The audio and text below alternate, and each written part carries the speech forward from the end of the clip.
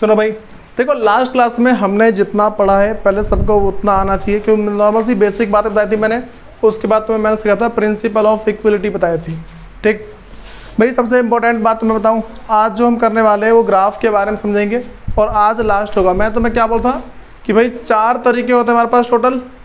ठीक है, हमारे पास किसी भी, ये मान लो कि जो पेयर ऑफ लीनियर इक्वेशन है इन 2 वेरिएबल, इसको सॉल्व करने के 4 तरीके होते हैं। सबसे पहला मेरे पास था ग्राफ वाला मेथड था। ठीक है, उसके बाद ये मान लो कि हमारे पास था सब्स्टिट्यूशन मेथड। ठीक है, इस तरीके से ना टोटल 4 मेथड थे हमारे पास। लिखवा के एक बार सब रिवाइज कर लो, मैंने पहले कहा था। सुनो, उसके बाद भाई जिसको ग्राफ वाली नोटबुक लाया, सब ग्राफ वाली नोटबुक कोई नहीं लाया। सुनो भाई, फिर भी देखो यहाँ पे कोई नहीं। देखो हम क्या करेंगे, आज जो करने वाले हैं ग्राफ वाला मेथड करेंगे। ठीक है, वो हमारे पास पहला मेथड है। ठीक, उस मेथड को कंप्लीट करने के बाद फिर हम मतलब कि आएंगे नेक्स्ट मेथड की तरफ। तो सब हेडिंग डाल लो, ग्राफ डालो, नॉर्मल सी बात है।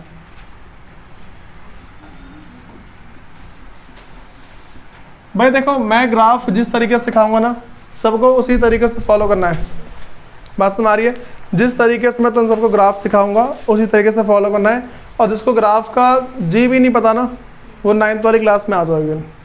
ठीक है, 9th का जो चैप्टर है, चैप्टर 3rd 4th, वो कराऊंगा, समझ में आ जाएगा। सुनो, तो भाई जैसे मान लो मैं कोई सी भी एक इक्वेशन लेके चलता हूँ। ठीक, मैं कर रहा हूँ कि कोई सी भी इक्वेशन लेके चल रहा हूँ। मान लो मेरे पास 2 इक्वेशन होती है ना। जो मेरे पास पहली इक्वेशन है, ठीक है, वो मेरे पास इस तरीके से है। मान लो 2x + 6y और इज इक्वल टू 12 है। तुम्हें बातें पता लगी? ठीक, ये पहली इक्वेशन। उसके बाद जो दूसरी इक्वेशन लिख रहा हूँ, मान लो 7x + 3y is equal to 9 है। ये बातें तो लग रही है? मैंने 2 इक्वेशन अपनी तरफ से लिए, हम पहले इसको सॉल्व करेंगे। सॉल्व करने के बाद, ठीक है, सॉल्व जब हम कर लेंगे उसके बाद हम इसको ग्राफ पे प्लॉट कर देंगे, खत्म। ठीक है, इतना है और कुछ नहीं है। सबसे पहली बात समझो, तुम्हें करना क्या है भाई, पहले हमें इक्वेशन के अंदर एक चीज़ चेक करनी है। वो बात क्या है? तुम्हें इक्वेशन दिख रही है वाली? सबको पहले इक्वेशन दिख रही है? मुझे बताओ इक्वेशन के तीनों के 3 नंबर, ठीक है, किसी एक नंबर से डिवाइड हो रहे हैं या नहीं हो रहे हैं? हो रहे हैं? हो रहे हैं ना? पहले कर दो उसे। ठीक है, ये पहली बात समझ में आ गई। इस बात को याद करके चलना, अगर कोई मतलब कि पूरी इक्वेशन हमारी किसी एक नंबर से डिवाइड हो रही होती है, उसको पहले कर दिया करो। ठीक, अब सुनो, तो मेरे पास क्या है, मैं अगर देखो सारे के मेरे पास 2 से डिवाइड हो रहे हैं। ठीक है, तो मैं क्या लिख दूंगा इसे, x + 2 को डिवाइड करूंगा तो 1 आएगा। 1x को हम सिर्फ x लिखते हैं। 6 को ऊपर 2 से डिवाइड करता हूँ तो मेरे पास 3y आ जाएगा। और अगर 12 को करूँगा तो 6। तो मेरी वाली बातें तो लग गई। तो मेरे पास पहली इक्वेशन ये है और दूसरी इक्वेशन ये वाली है। ठीक है, सबसे पहले मैं तुम्हें पहली इक्वेशन सॉल्व करके दिखा रहा हूँ। पहली इक्वेशन सॉल्व कैसे करेंगे, ये देखो मेरे पास क्या लिखा है भाई, एक होती है x की वैल्यू, दूसरी होती है y की वैल्यू। हमें क्या करना है, मेरे पास इक्वेशन जो x + 3y = 6 है। सुनो, तो x की जगह पे तुम एक बार 0 रखो। ठीक है, मैं क्या ले रहा हूँ यहाँ पे, पहला ले रहा हूँ मैं x = 0। ठीक है, तो अगर मैं x = 0 ले रहा हूँ तो मैंने x की जगह पे 0 रख दिया। तो यहाँ पे अगर 0 रखता हूँ, 0 + 3y = 6 है, ये तो पूरा हट जाएगा 0 अब। ठीक, तो 3y = 6, 3 मल्टीप्लाई में वहाँ डिवाइड में चला गया। तो कितना आंसर आ गया, 2। y की वैल्यू कितनी आ गई भाई, 2। x की जगह मैंने जब 0 रखा, y की वैल्यू मेरे पास क्या आ गई, 2 आ गई। ये वाली बातें तो लग रही है। उसके बाद अब एक बार तुम y की जगह पे 0 डाल दो, एक बार y की जगह पे 0। तो क्या करेंगे यहाँ समझो, क्या लिखे मेरे पास इक्वेशन, x + 3y = 6 है, ऐसे ही तो है। तो x की जगह पे x रहेगा, यहाँ मेरे पास है 3, y की जगह पे 0 = 6। 3 को अगर मैं 0 से गुना करता हूँ, आंसर कितना आएगा, 300 आएगा। 30 आएगा ना? तुम हाँ बोल रहे हो? कौन कौन हाँ बोल रहा? इन्होंने मन के अंदर से कहा था हाँ, नहीं बोला। अच्छा, उसने बोलता फिर वो कह रहा 30 आएगा। सुनो यहाँ पे, तो भाई मैं क्या 3 को 0 से गुना के मेरे पास कितना आ गया, 0 आ गया। ठीक है, तो x plus 0 is equal to 6 है, ये 0 वाला सारा सारा हटा देंगे तो x कितना आ गया भाई मेरे पास 6। तो मैंने क्या किया, जब y की जगह पे 0 लिया, x कितना आ गया मेरे पे 6 आ गया। तुम्हें सारी बातें पता लगी? कोई दिक्कत है इसको किसी के अंदर, इसके अंदर किसी को दिक्कत हो तो मैंने पहले वाले का बना दिया। ठीक है, जो मेरे पास जो पहली वाली इक्वेशन थी उसको मैंने सॉल्व करके ये ले आया। ठीक है, अब मैं क्या कर रहा हूँ भाई, दूसरी इक्वेशन सॉल्व करता हूँ। मेरे पास क्या है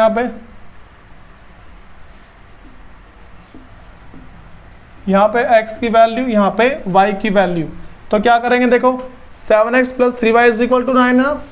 ठीक, तो यहाँ पे सबसे पहले मैं अगर करता हूँ 7x plus 3y is equal to 9।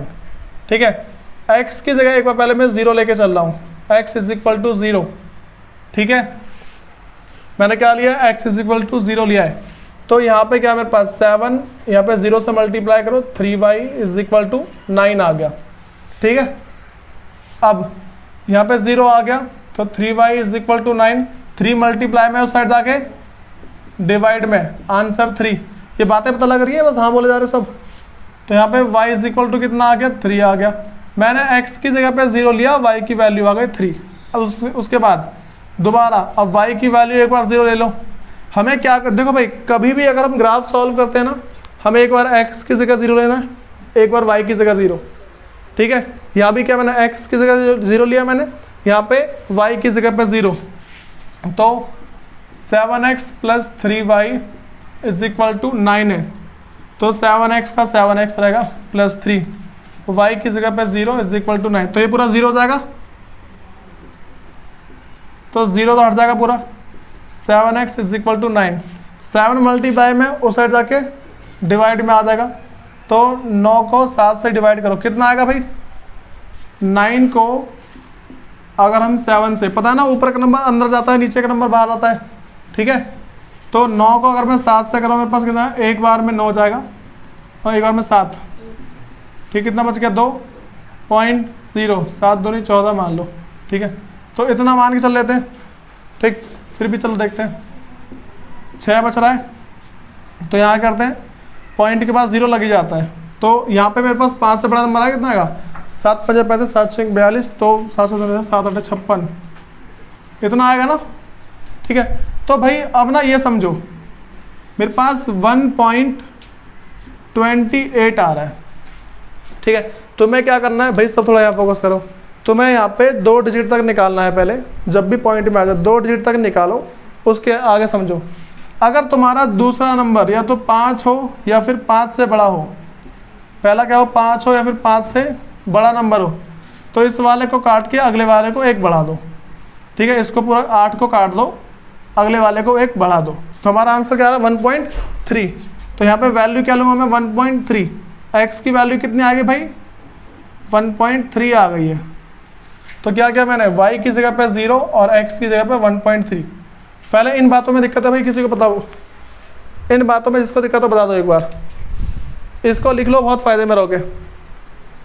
ठीक है, ये बातें पता लग रही है वैसे क्या बोला है मैंने। अब देखो, इतना तो कॉमन सेंस लगा लो कि हाँ 5 है, 5 से बड़ा। अब देखो भाई, हम बना रहे हैं यहाँ पे ग्राफ। ग्राफ पता सबको कैसा बनता है,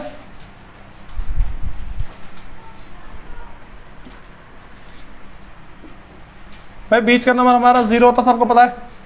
जो बीच का नंबर क्या आता है हमारे पास, वो 0 आता है। इस साइड होता है मेरे पास माइनस का x एक्सिस। ठीक है, माइनस का x एक्सिस, जिसको हम हिंदी में क्या बोलते हैं, अक्ष। ठीक है, माइनस का x अक्ष। यहाँ पे मेरे पास प्लस का x एक्सिस आता है। ठीक है, यहाँ पे प्लस का y एक्सिस और यहाँ पे माइनस का y एक्सिस। तो काउंटिंग लिखते हैं। यहाँ मेरे पास है पहला, मान लो 1, ठीक है, 2 3 4 5 6 7 8, मैंने 8 तक लिया है। 1 2 3 4 5 6 7, 1 2 3 4 5 6 7 लिया है बेबी। 1 2 3 4 5 6 7, भाई तुम सबको पता है कन्फ्यूजन हो रही होगी यहाँ पे कि मैं कहीं पे ज़्यादा नंबर ले रहा हूँ, कहीं पे कम नंबर ले रहा हूँ, या -1, -2, -3, -4, -5, -6, -7, यहाँ पे -1, -2, -3, -4, -5, -6, -7, यहाँ पे 1 2 3 4 5 6 7। हाँ भाई मुझे बताओ किस किस को कन्फ्यूज़न है कि मैंने कहीं पे मतलब एक साइड देखो यहाँ पे 8 लिया है, यहाँ 7 लिया है, यहाँ भी 7 लिया है, यहाँ 7 लिया है, तो मैंने कहीं पे नंबर कम ज़्यादा कर दिए ना, तुम्हें उससे कोई मतलब नहीं होना चाहिए। तुम्हें जो मतलब होना चाहिए, तुम पहले यहाँ देखो तुम्हारे पास सबसे बड़ा नंबर क्या है, सबसे बड़ा नंबर 6 है ना, 6 आ जाना चाहिए बस। बात समझ आ रही है? सबसे बड़ा नंबर मेरे पास 6 है, तो तुम्हें सब में कम से कम 6 से ज़्यादा लेने हैं, ठीक है? ये तुम्हें बातें तो लग रही क्या बोल रहा हूँ मैं? तुम्हें क्या करना है, कम से कम सबके अंदर जो सबसे बड़ा नंबर है उससे कम से कम बड़ा हो, ठीक है? जो तुम्हारे पास नंबर है बस वो नंबर आ जाने चाहिए, उसके बाद कोई दिक्कत नहीं आती। देखो पहले मैं पहले ग्राफ को प्लॉट कर रहा हूँ, x की जगह पे 0 है, हाँ भाई दिख रहा है पहले वाले पे, थोड़ा यहाँ फोकस करो सब। x की जगह पे 0 है, y की जगह पे क्या है 2, तो जो 0 वाला है उसको इग्नोर मार दो, 0 वाले को भूल जाओ। y की जगह पे कितना है 2, प्लस का है माइनस का है, प्लस का है, प्लस का y किधर है, ये रहा, यहाँ पे आ जाओ, यहाँ लगा दो, x का 0 था, y का 2 लिख दिया, ठीक है? उसके बाद अगला यहाँ पे मेरे पास है x का 6, देखो 0 को इग्नोर मारना है ना, 0 को इग्नोर कर दो, तो x का 6 मेरे पास ये रहा, तो क्या लिखेंगे यहाँ पे, x का 6 है और y का 0, x का 6 y का 0, ठीक है? ये बातें तो लग गई। फिर पहला वाला ग्राफ हो गया भाई, इसको मैच कर दो।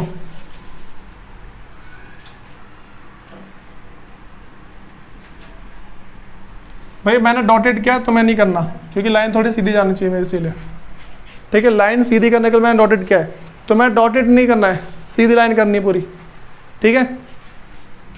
देख लो वरना। हाँ भाई ये बातें तो लग गई। मैंने क्या किया, पहली वाली इक्वेशन की लाइन बना दी, इसके ऊपर तुम क्या करते हो, इक्वेशन का नाम डाल दो, ठीक है? क्या मेरे पास x + 3y = 6 है। तुम्हें ये सारी बातें पता लगी क्या बोल रहा हूँ मैं? उसके बाद भाई हम क्या करते हैं, जो सेकंड वाली इक्वेशन है, सेकंड वाली इक्वेशन की वैल्यू पुट करते हैं। x की जगह 0 है, y की जगह मेरे पास क्या है 3 है, तो y का 3 ढूंढो, y का 3 ये रहा, तो x की जगह 0, y की जगह पे 3। फिर यहाँ पे अगला वाला y की जगह पे 0 है, x की जगह पे 1.3। देखो भाई 1.3 ना, यहाँ 1 ये रहा। इस अगर तुम सबके पास ग्राफ होगा ना, तो ग्राफ में देखो क्या चीज़ होती है, ऐसे बॉक्स बने होते हैं, ठीक है? ये तुम्हारे पास मान लो 1 है, तो 1.1, 1.2, 3, 4, 5, 6, 7, 8, 9 और लास्ट वाला 10 हो जाता है, ठीक है? ये क्या होता है मेरे पास, ये देखो ये वाला मेरे पास मान लो 1 है, तो मेरे पास 1.1, 1.2, 1.3, 1.4, 1.5, 1.6, 1.7, 1.8, 1.9, ठीक है? बातें तो लगी, कोई दिक्कत तो नहीं है? तो मैं सिर्फ पॉइंट का पहला डिजिट लेना है, पॉइंट के बाद पहले डिजिट वहाँ तक कर दो। मेरे पास 1.3 है ना, तो 1.3 का यहाँ पे होगा, तो x की जगह पे मेरे पास क्या है भाई 1.3 है, और y की जगह पे 0, तो एक ये रहा और एक ये रहा। हाँ भाई देखो यहाँ पे लाइन कट कर रही है ना, जहाँ पे लाइन कट कर रही है उसे देखो पहले तुम सब। हाँ भाई देखो यहाँ पे लाइन कट कर गई, इसका मतलब यहाँ पे और यहाँ पे मैच कर दो। ये दिख रहा है यहाँ पे एक वाई, देखो यहाँ पे लाइन कट कर रही है, तो ये जो तुम्हारे पास यहाँ से एक इस साइड कर दो, एक इस साइड, तो ये तुम्हारे पास y की वैल्यू आ गई। y की वैल्यू क्या 1.8 मान लो, ठीक है? y की वैल्यू 1.8 क्योंकि यहाँ पे आई है, ठीक है? ये बातें तो लगी। जहाँ पे दोनों लाइन कट करेगी, ठीक है, उस लाइन पे जो बिंदु लगा देना, एक इस साइड करना, एक नीचे कर देना। मतलब एक तुम्हें x पे मैच करना है और एक y पे मैच करना है। तो मैंने एक x पे कर दिया, एक y पे किया। x का यहाँ आ रहा है, y का ना मान लो 0.6 आ रहा है यहाँ पे ना, तो इसका x की वैल्यू कितनी आ गई 0.6। तो मैं x और y की वैल्यू पता लग गई। हाँ भाई x की और y की वैल्यू पता लगी नहीं लगी? एक्स की वैल्यू क्या आई है और वाई की वैल्यू क्या आई है, ये बातें पता लग गई। भाई तुम्हें ग्राफ वाला मेथड ही सीखना है और कुछ नहीं इस ग्राफ के अंदर, ठीक है, कोई दिक्कत तो नहीं है। अब भाई आ जाओ नेक्स्ट पे। सबसे पहले सब आ जाओ एग्जाम्पल नंबर फर्स्ट निकाल लो और समझो उसके अंदर क्या है। भाई एग्जाम्पल फर्स्ट के अंदर, भाई एग्जाम्पल फर्स्ट में तुम्हारे पास ना यहाँ पे कुछ नहीं है, नॉर्मल सी चीज़ है। एक तुम्हारे पास दो नीचे सॉल्यूशन देखना है इसका। एग्जाम्पल फर्स्ट के अंदर तुम्हें इसका सॉल्यूशन दिख रहा है, सबका होगा, इस साइड का होगा सबका।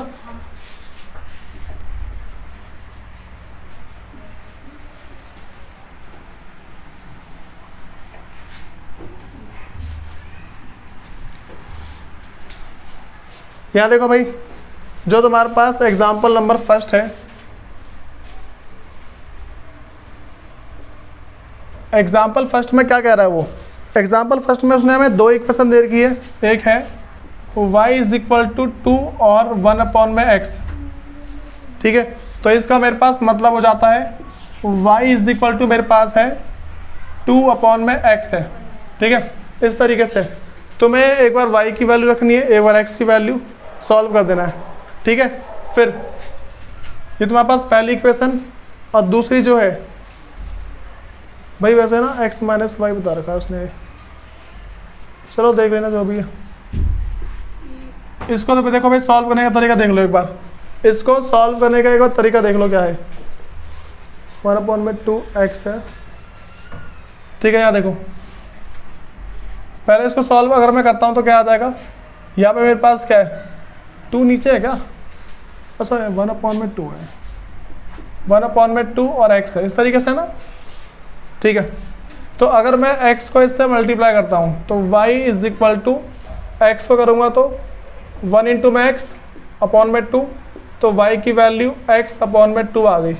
2 यहाँ पे क्या है भाई डिवाइड में है, इधर आके मल्टीप्लाई में, तो 2y is equal to x आ गया, ठीक है। तो क्या करेंगे, इस साइड प्लस है उस साइड आके माइनस, तो 0 बच गया, x माइनस 2y, क्या इसको ना सीधा लिख दो, x minus 2y is equal to 0। ये तुम्हारी आ गई पहली इक्वेशन।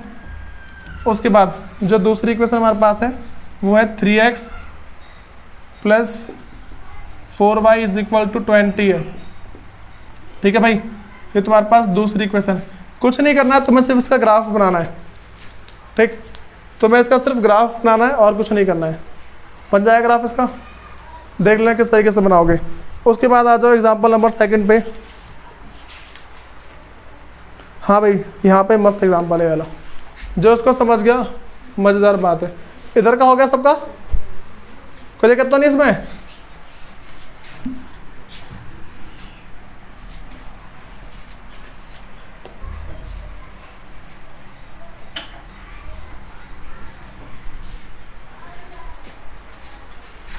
सुनो भाई एग्जाम्पल नंबर सेकंड के अंदर ना मतलब कि ये सबका हुआ नहीं हुआ। सुनो मैं एग्जाम्पल नंबर सेकंड पढ़ना शुरू कर रहा हूँ, उसको समझना है सबको। भाई जिसको समझ में नहीं आएगा वो कब जितने बार पूछना है पूछ सकता है, और फिर भी घर आकर डाउट आते हैं तो रिकॉर्डिंग देख लेना, क्योंकि बिना इसके कुछ भी पॉसिबल नहीं है। तुम बिना बात पर छाप करे जाओ और कुछ मत करो, फिर दिक्कत आएगी। सुनो यहाँ पे क्वेश्चन हमारे पास है, कह रहे कि पहले भाई हिंदी में पढ़ दे रहा हूँ एक बार, ठीक है, फिर समझो। हमारे पास कह रहा है कि एक लड़की है रोमाली, ठीक है। तो रोमाली एक स्टेशनरी की दुकान में गई, ठीक है। रोमाली कहाँ गई भाई, एक स्टेशनरी की दुकान पे गई, ठीक। उसके बाद और 9 कह रहे कि ₹9 में, कह रहे कि और ₹9 में 2 पेंसिल, उसने 9 रुपये में 2 पेंसिल और 3 रबड़ खरीदी। उसने क्या करा, 9 रुपये में उसने 2 पेंसिल ले ली और 3 रबड़ खरीद ली, ठीक है। फिर कह रहे कि उसकी सहेली सोनाली, ठीक है, उसकी सहेली का नाम क्या था, सोनाली था। तो कह रहे कि उसकी सहेली सोनाली ने रोमिला के पास नई तरह की पेंसिल रबड़ देखी, ठीक है। उसकी जो फ्रेंड है सोनाली, उसने क्या करा, जो एक मिनट, रोमाली की जो फ्रेंड है सोनाली, उसने अपनी फ्रेंड के पास ना नई नई टाइप की रबड़ और पेंसिल देखी, तो उसका भी लेने का मन हुआ। तो उसने क्या किया भाई, देखी, और उसने भी 18 रुपये में उसी तरह की 4 पेंसिल और 6 रबड़ ले ली। उसने क्या करा, 18 रुपये में 4 पेंसिल और 6 रबड़ लिए। तो उसने बोला कि इस स्थिति को बीजगणितीय तथा ग्राफीय रूपों में व्यक्त कीजिए। इसका मतलब है ये जो लिखा हुआ है ना, ठीक है, इसको ग्राफ के रूप में लिखो। बात पता लगी? ये जो लिखा हुआ है इसको ग्राफ के रूप में लिखो, ठीक है। अब सुनो भाई, हमारे पास जो इंग्लिश में क्या लिखा हुआ है, इंग्लिश की लाइन देख लो। कह रहा है कि हमारे पास Romila went to a stationery shop. Romila एक स्टेशनरी शॉप पे जाती है, ठीक है, शॉप एंड परचेज, उसका परचेज करती है 2 पेंसिल एंड 3 रेजर, 2 पेंसिल और 3 रेजर परचेज करती है। फिर 4 रुपीज़ 9, भाई कितने में खरीदती है? उसने 2 पेंसिल और 3 रेजर 9 रुपये में परचेज करी है, ठीक। फिर सुनो, कह रहे कि हर फ्रेंड सोनाली, उसकी एक फ्रेंड है सोनाली, ठीक है, हर फ्रेंड सोनाली और 100 न्यू वेराइटी ऑफ पेंसिल, उसने नई नई वेराइटी की पेंसिल देखी। किसके पास भाई? Pencil and razor with Romila. उसने क्या, रोमाली के मतलब कि जो रोमिला है ना, उसके पास उसने नई नई पेंसिल और रेजर देखी, तो उसका लेने का मन हुआ। तो कह रहे कि एंड सी ऑल्सो बॉट, उसने भी क्या करा, खरीदा 4 पेंसिल एंड 6 इरेजर, 4 पेंसिल और 6 eraser of the same kind, उसी तरीके की है जैसी रोमिला के पास है ना, सेम उसने मतलब कि जो सोनाली है उसने भी सेम खरीदी, ठीक। लेकिन उसने देखो, उसने 4 पेंसिल और 6 इरेजर कितने रुपए खरीदी भाई? 18 रुपए की खरीदी। बातें तो लग गई। उसने क्या बोला इसके अंदर, उसको ग्राफ दिखाओ। कह रहा कि represent this situation algebraically and graphically. देखो, एल्जेब्रिकली का मतलब पहले इसकी इक्वेशन बनाओ, ठीक है, उसके बाद क्या करना है, उसका ग्राफ बना दो। हिंदी में इसका मतलब क्या है? उसने बोलना कि भाई पहला बीजगणितीय है, बीजगणित मतलब कि इक्वेशन की फॉर्म में लिखो, उसके बाद उसको क्या है कि ग्राफी है, जिसको ज्यामिति बोलते हैं, उसके रूप में लिखना है। तो मैं क्वेश्चन समझ में आना चाहिए कि क्या क्या क्वेश्चन बोल रहा है, और जो क्वेश्चन की वर्डिंग है वो समझ में आना चाहिए। अच्छा, मुझे कोई ये बताएगा, इस क्वेश्चन के अंदर अगर वो हमसे पूछता है तो क्या पूछेगा? वो बोले दोनों की कीमत बता दो। भाई देखो, हमें इसके अंदर क्या नहीं पता। अगर मान लो उस क्वेश्चन के अंदर पूछता है, जो एग्जामिनर है अगर हमसे पूछता है, मान लो फिर कोई भी, मैंने क्या बोला कि एक लड़की है, उसने क्या भाई 9 रुपये में 2 पेंसिल और 3 रबड़ खरीदी है। 9 रुपये में 2 पेंसिल और 3 रबड़ खरीदी।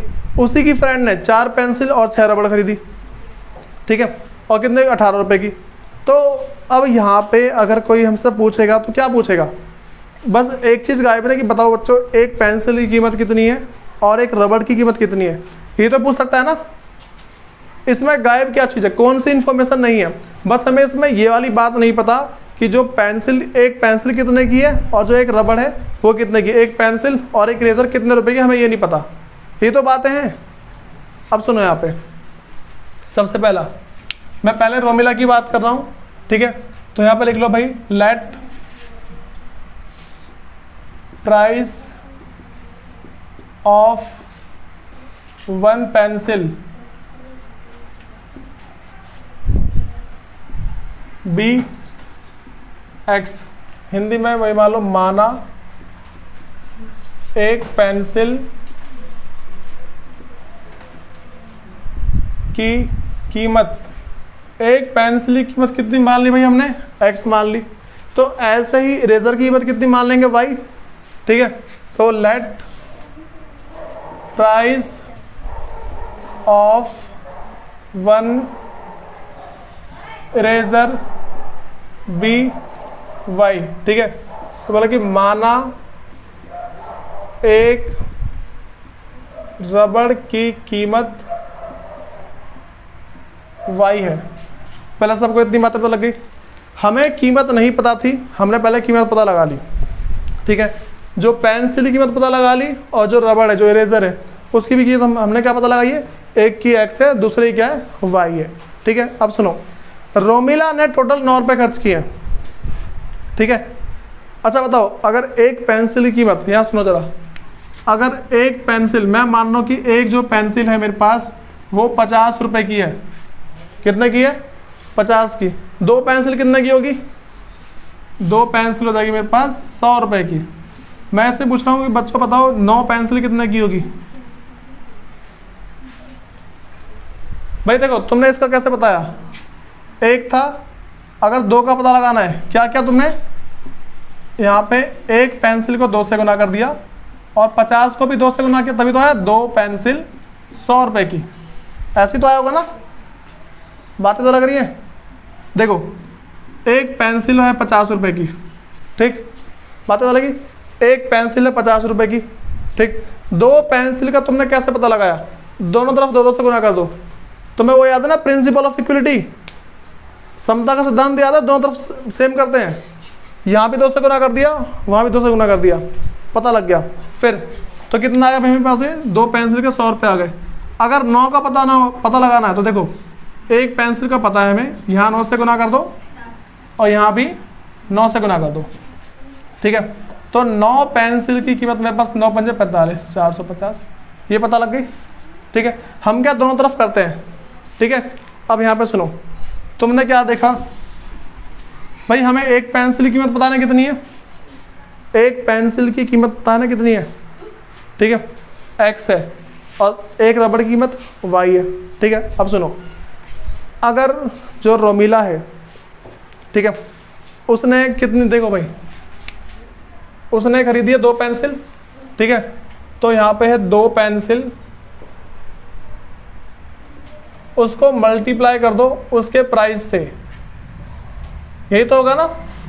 हाँ भाई देखो, रोमिला ने खरीदी है 2 पेंसिल, ठीक है, उसको मल्टीप्लाई करो उसके प्राइस से, फिर प्लस करो।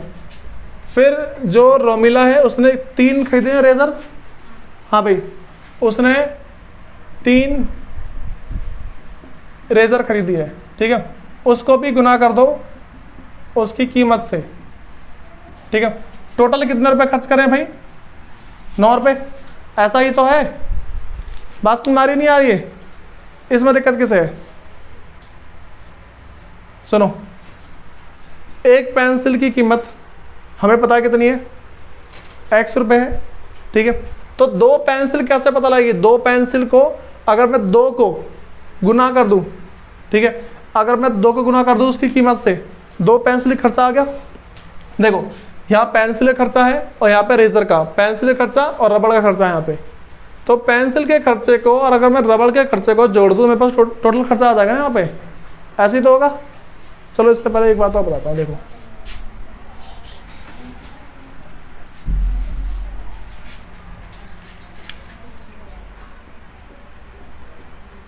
एक्सपेंसेस ऑन पेंसिल, मतलब कि पेंसिल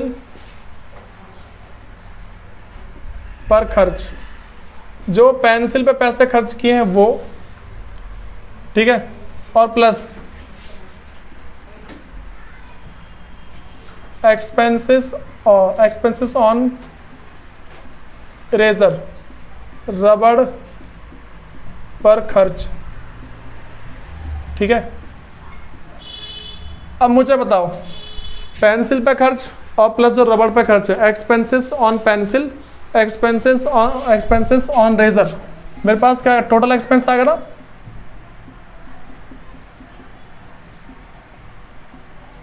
यहां मेरे पास आएगा कुल खर्च। भाई बताओ, ऐसा ही तो आएगा। मैंने पेंसिल पे जितने रुपए खर्च किए वो, और जो रबड़ है, जो रेजर है, उस पर जो पैसे खर्च किए वो, अगर मैं दोनों को जोड़ दूं कुल खर्चे के बराबर आ गए, ऐसा ही तो होगा, कुल खर्चे के बराबर आ जाएगा। अब सुनो यहाँ पे भाई, हमें क्या समझना है, मैंने अगर मान लो एक पेंसिल खरीदी होती, ठीक है, तो मैं क्या लिखता हूँ 1x, 1 गुने में उसकी कीमत, ठीक है। और अगर एक रेजर खरीदा होता तो 1 गुने में उसकी कीमत, ठीक, और मेरे पास यहाँ पे कुल खर्चा आ जाता, ऐसा ही तो होता। अगर एक पेंसिल खरीदता 1 गुने में x, एक रबड़ खरीदता 1 गुने में y, 1 गुने में y, मेरे पास क्या आता है यहाँ पे टोटल खर्चा, ठीक है। अब सुनो भाई, हम क्या कर रहे हैं, हमें करना है यहाँ पे 2 पेंसिल खरीदी है मैंने, ठीक है। तो 2 पेंसिल और गुना कर दिया उसकी कीमत से। कीमत कितनी है पेंसिल की, एक पेंसिल की कीमत कितनी है, x रुपये। एक पेंसिल की कीमत मेरे पास है x रुपये, और मैंने कितनी पेंसिल खरीदी है, 2 पेंसिल। तो अगर एक पेंसिल की कीमत को मैं 2 से गुना कर दूंगा तो 2 पेंसिल खर्चा आ जाएगा ना। मैं तुमसे ऐसा बोलूँ कि 1 किलो आलू है, 1 किलो आलू की कीमत है x रुपये, कितने हैं, x रुपये। अगर मैं 4 किलो आलू खरीदता हूँ तो 4 को x से गुना कर दूंगा ना, अभी भी किसको दिक्कत है इसके अंदर? अगर ये बातें बताएं तो मार्केट घुमा करो फिर आलू खरीदने के लिए। है किसको दिक्कत इसमें? पक्का? सुनो, तो 2 पेंसिल गुने में उसकी कीमत, ठीक है, मैं सिर्फ लिख दे रहा हूं पेंसिल की कीमत,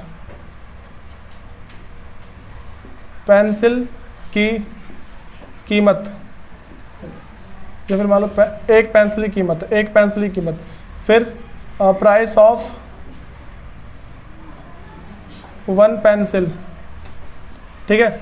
इसमें प्लस क्या करना है भाई, हमने कितनी रबड़ खरीदी है? 3, तो 3 गुने में 1 रबड़ की कीमत, 1 रबड़ की कीमत, मतलब price of 1 eraser, price of 1, ठीक है। अब सुनो भाई, हमें इसके अंदर क्या समझना है? देखो मेरे पास जो एक पेंसिल है और जो रेजर है, मैंने क्या किया, 2 पेंसिल और 3 रेजर, अगर मैं इसको टोटल कर दूं मेरे पास क्या टोटल एक्सपेंस आएगा? टोटल एक्सपेंस देखिए कुल खर्च, ठीक है। ये बात पता लग रही है? इसमें दिक्कत तो नहीं किसी को? अब बताओ एक पेंसिल की कीमत कितनी है? x रुपए, तो यहाँ पे 2 गुने में x, एक पेंसिल की कीमत मैंने x मानी है, ठीक है। फिर प्लस 3 गुने में 1 रबड़ की कीमत y। पता लग रहा है क्यों लिया मैंने? देखो 2 गुने में x क्यों लिया मैंने? क्योंकि 2 पेंसिल, ठीक है, और 3 गुने में y के लिए मैंने भाई 3 रबड़ है। बातें तो लगी? कितने रुपए खर्च हुए भाई? 9 रुपए खर्च हुए। ऐसा ही तो है, जो रोमिला है उसने कितने रुपए खर्च किए? 9 रुपए, ठीक।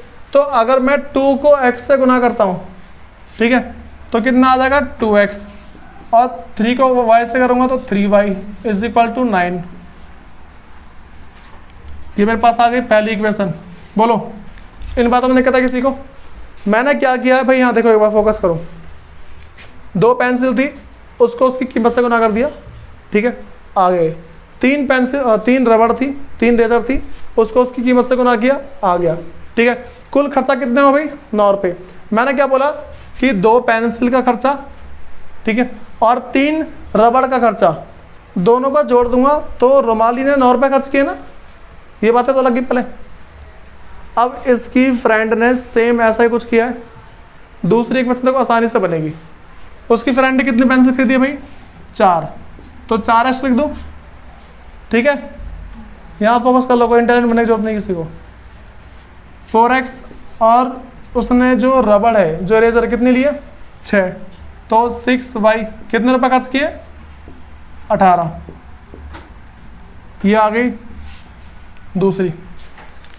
भाई अगर कोई क्वेश्चन को याद करने की कोशिश कर रहा है ना, तो भूल जाना, मैं कह रहा हूँ समझ लो, कोई बहुत बड़ी बात नहीं है।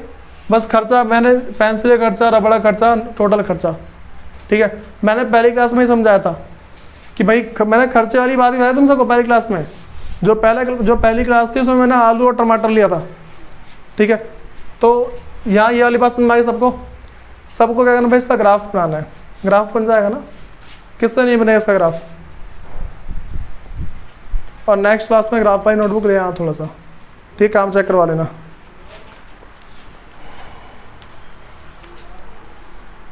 भाई नेक्स्ट क्लास में हम करेंगे एग्जाम्पल 3 होगा, ठीक है, उसके बाद बढ़ेंगे थोड़ा सा आगे। ये सबको बातें तो लग रही है? एक मिनट भाई, इसमें कोई बड़ी बात नहीं है। एग्जाम्पल 3 देखो एक बार। एग्जाम्पल 3 में क्या लिखा हुआ है कि 2 rails are represented by equation. 2 rail है, ठीक है। वो क्या है कि ये मान लो इक्वेशन के लिए, जो इक्वेशन है उसकी फॉर्म में दर्शा रखा है, शो कर रखा है। देखो उसके बाद जो मेरे पास पहली इक्वेशन है, x + 2y - 4 है, ठीक, and 2x + 4y - 12 = 0 represent this situation geometrically. Graph बनाना है इसका भी, ये हो जाना चाहिए। हिंदी में वही सेम लिखा हुआ है।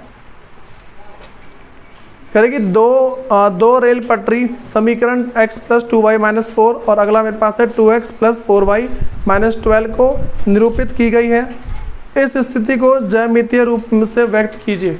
कुछ नहीं करना, ग्राफ बनाना है। तो तुम्हारा एग्जाम्पल पहला, दूसरा और तीसरा, ये तीनों के तीनों एग्जाम्पल खत्म हो चुके हैं। नेक्स्ट क्लास के अंदर हम 3.1 करेंगे, ठीक। जो ये एग्जाम्पल करके लेके नहीं आएगा, मैं गारंटी दे रहा हूँ उसको 3.1 कुछ भी समझ में नहीं आने वाली है, कि तुम लिखवा लो। बात समझ आ रही है? ये सारा कर लो, वन डाउन।